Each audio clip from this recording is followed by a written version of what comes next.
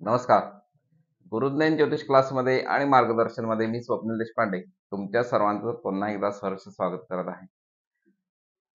सध्या स्थानिक स्वराज्य निवडणुका येत आहेत, जवळ आलेल्या आहेत आणि साधारण डिसेंबर पर्यंतचा काय योग उमेदवारांच्या मध्ये आहे हे आपण बघत आहोत.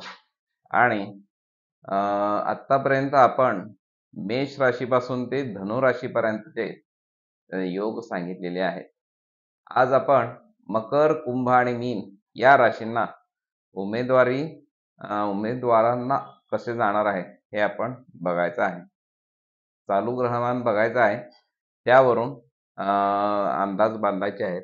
नो डाऊट पूर्ण पत्रिका त्या व्यक्तींची बघावी लागते आणि त्याच्यानंतर आपण बऱ्यापैकी अंदाज वर्तवू शकतो. परंतु हे आपण राशी कुंडलीनुसार सांगत आहोत, राशीनुसार सांगत आहोत. तर आणखीन एक गोष्ट आहे की महत्वाची, की जे चालू नावावरून फोन करत असतात त्यांनी चालू नावावरून रास बघायची नाहीये, तर ती चंद्र ज्या राशीमध्ये आहे त्या राशीच्या नंबरवरून रास बघायची असती. त्या चंद्र ज्या दिवशी ज्या राशीमध्ये होता म्हणजे जन्माच्या दिवशी ती तुमची रास असती, हे नेहमी लक्षात ठेवायचं आहे. वळूया आपल्या व्हिडिओकडे. या ठिकाणी मकर रास बघायची आहे. चंद्र हा मकर राशीमध्ये दिलेला आहे, 10वी राशी चंद्राची येते. आणि गुरु जो बदल आहे हा 19 ऑक्टोबर पासून ते 5 डिसेंबर पर्यंत हा गुरु बदल आहे. आणि माझ्या अंदाजानुसार या दरम्यान निवडणुका होतील आणि मकर राशीला असणारा हा गुरु कर्क राशीत येणारा हा अत्यंत शुभ फलदायी आहे.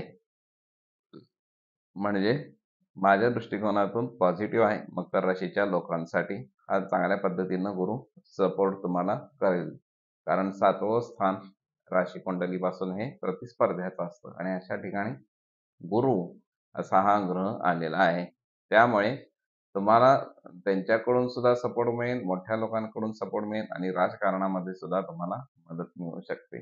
कुंभ राशीला चंद्र आणि राहू कुंडलीमध्ये त्यांच्या कुंडलीमध्ये युती होत आहे.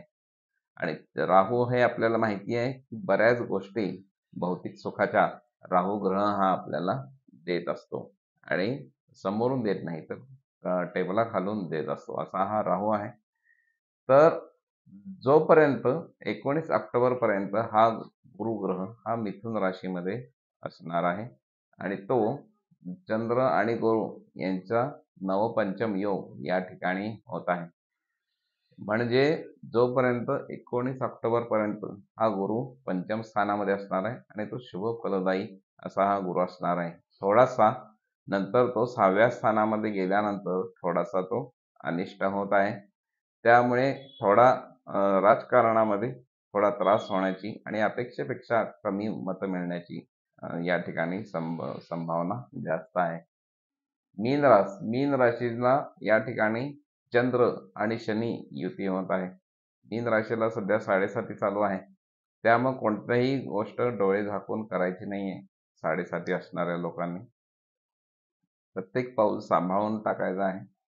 गर्व कुठल्याही गोष्टीचा मीन राशीच्या लोकांनी करायचं नाही आहे, की अगदी 100% बहुमताने मी निवडून येईन असा हा ओव्हर कॉन्फिडन्स ठेवायचा नाहीये.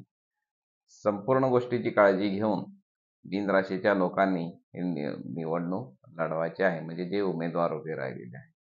अशा पद्धतीने आपण 12 राशीचं माहिती सांगितलेली आहे. पण ज्यांना काही उमेदवार उभे राहणार आहेत, राहिलेले आहेत, त्यांना काही प्रश्न असतील त्यांच्या कुंडलीबद्दल, तर आपण त्यांच्या कुंडलीमध्ये कोणता ग्रह चांगला आहे, कोणता ग्रह बिघडलेला आहे, या गोष्टींचा सारासार विचार करून त्याच्यावरचे उपाय सुद्धा आम्ही तुम्हाला नक्कीच सांगू. व्हिडिओ आवडला असेल तर लाईक, शेअर, सबस्क्राईब करायला विसरू नका. आणि माझा या ठिकाणी नंबर दिलेला आहे 98 22 11 94 72. या नंबरला संपर्क करायचा आहे. आम्ही तुम्हाला नक्कीच मार्गदर्शन करू. नमस्कार.